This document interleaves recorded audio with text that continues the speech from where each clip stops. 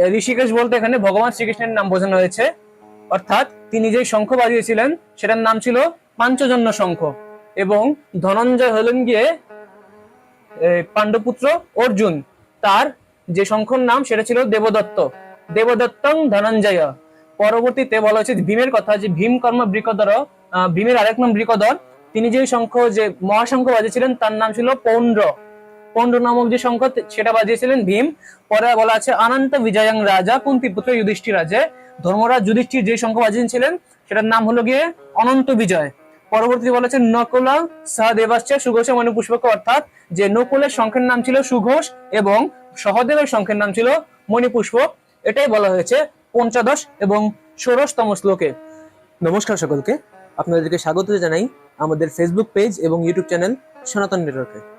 তো আমরা ছিলাম শ্রীমদ্ ভগবদ গীতার প্রথম অধ্যায়ে,